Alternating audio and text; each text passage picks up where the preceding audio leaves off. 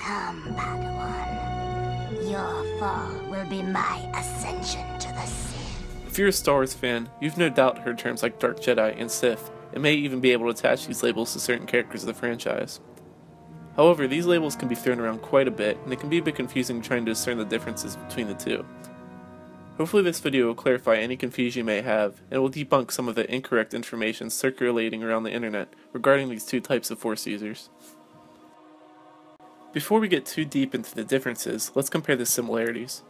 Obviously these are two types of people that both must be Force sensitive, otherwise they would not be able to wield their unique powers. Both of these types of Force users draw the vast majority of their power from the dark side of the Force. As such, they are often granted very similar abilities that they can utilize, Force Lightning being one example.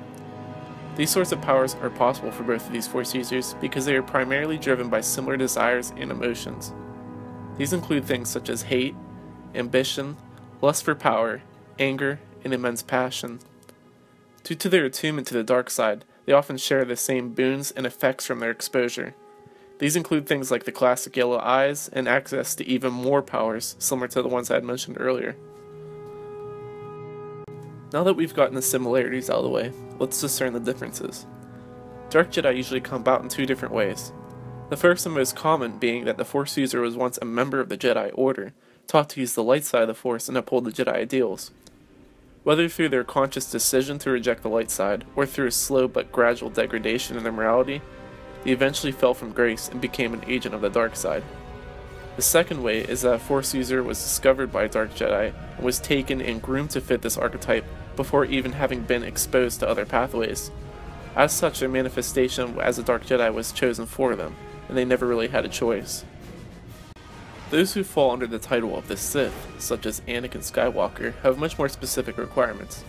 The Sith isn't just a name for someone who uses the dark side. It refers to the ancient Sith race's culture and doctrines of its order, and is such as molded by traditions that go back thousands and thousands of years before the times of the movies.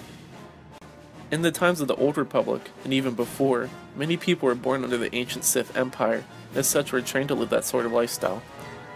However, the Sith we see in the movies that take place thousands of years after this time do not live under the Sith Empire of old.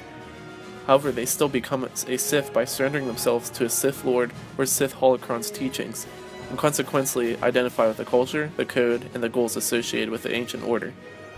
Your sad devotion to that ancient religion has not helped you conjure up the stolen data tapes, or given you clairvoyance enough to find the rebels' hidden fortress.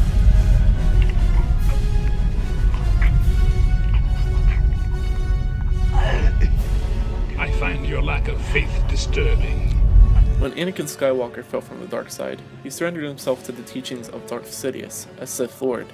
This is what allows him to identify as a Sith rather than just a Dark Jedi. However, if he instead rejected Darth Sidious's offers and went on to meet his own goals through the power of the dark side by his own means, he would have been considered a Dark Jedi.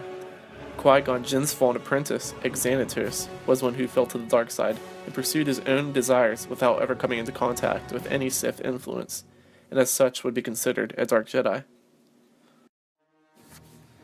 Now there are some Dark Jedi factions out there, such as the Disciples of Ragnos, who do form an order of sorts, so not all Dark Jedi are lone wolves or just made of small groups.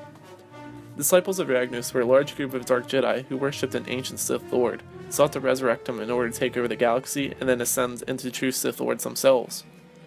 However, because they had no real training under the Sith, they are not referred to as such, regardless of their goals to resurrect one.